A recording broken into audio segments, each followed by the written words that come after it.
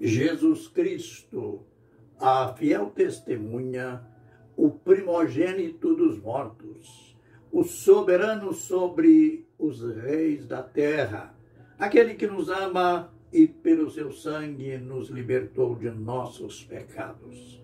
Apocalipse 1:7. Ministério Pão Vivo.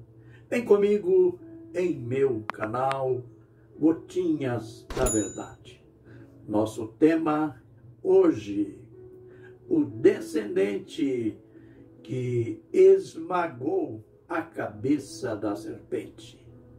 Voltando às origens do termo filho do homem, que nós já aprendemos. Tudo se originou na criação. Gênesis 5, 1 a 3. Quando Deus criou o homem. E a gente viu que lá no Éden aparece pela primeira vez a promessa de redenção.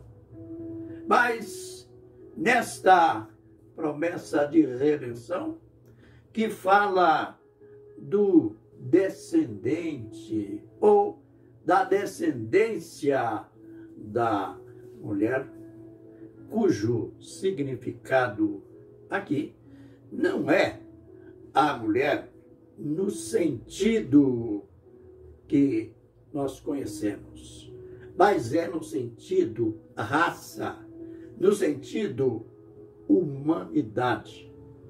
Claro que a gente começa a perceber o propósito de Deus na redenção.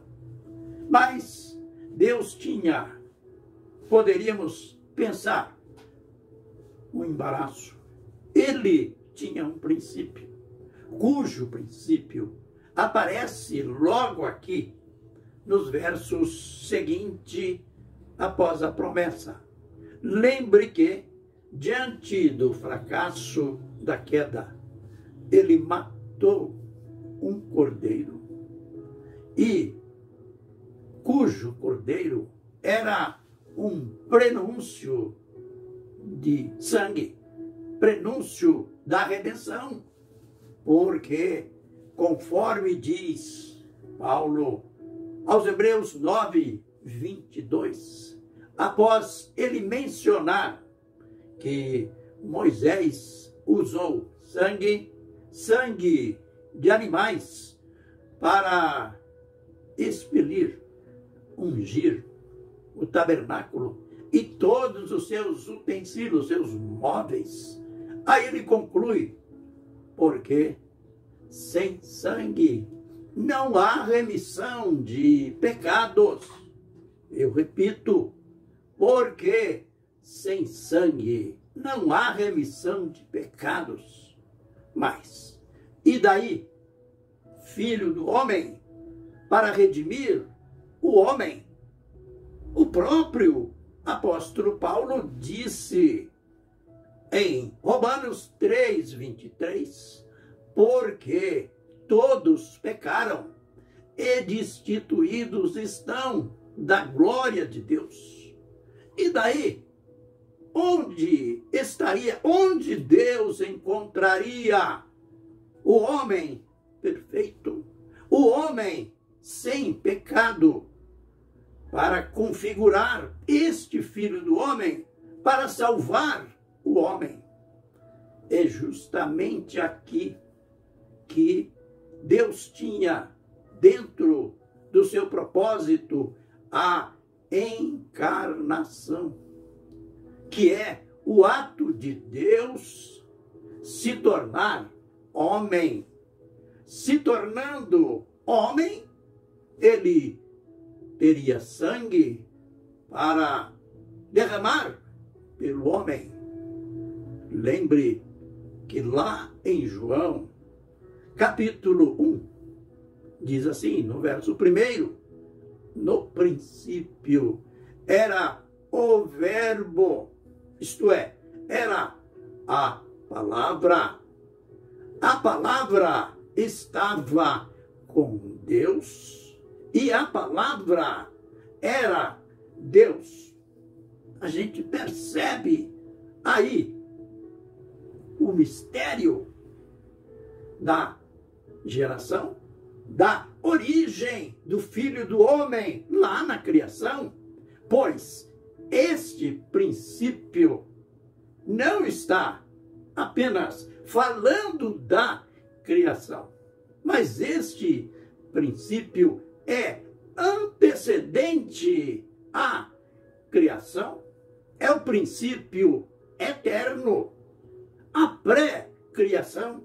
Por isso, João, numa profunda revelação, ele declara: no princípio era o verbo estava com Deus, e o verbo era Deus.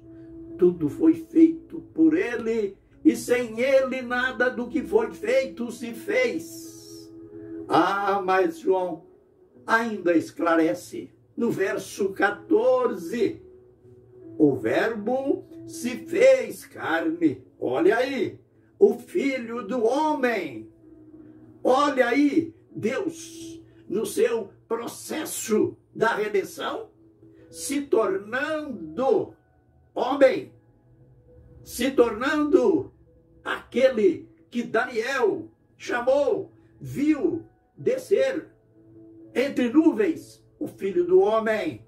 O Verbo se fez carne, habitou entre nós e vimos a sua glória, glória como do unigênito Filho de Deus, como o único gerado por Deus. Mais uma prova de Filho do Homem, o único gerado por Deus. Ah, nós iremos nos vídeos posteriores ver a magnitude desse termo Filho do Homem, a magnitude, a profundidade da encarnação. Deus, no plano de redenção, ele não enviou, ele veio, ele se tornou carne. Mas como entender, pastor? João 3,16, porque Deus amou o mundo de tal maneira que deu o seu Filho, para que todo o que nele crê não pereça, mas tenha a vida eterna. Ah, este deu.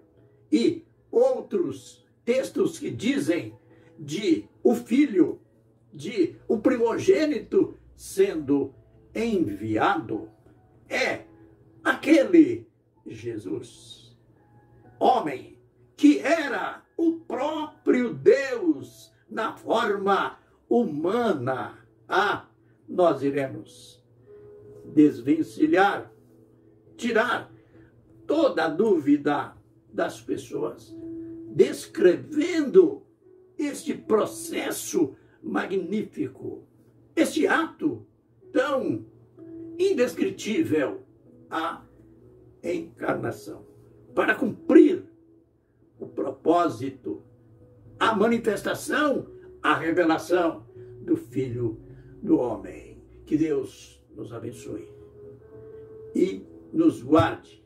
Fiquemos sempre na dependência dele, da sua revelação. Amém e amém.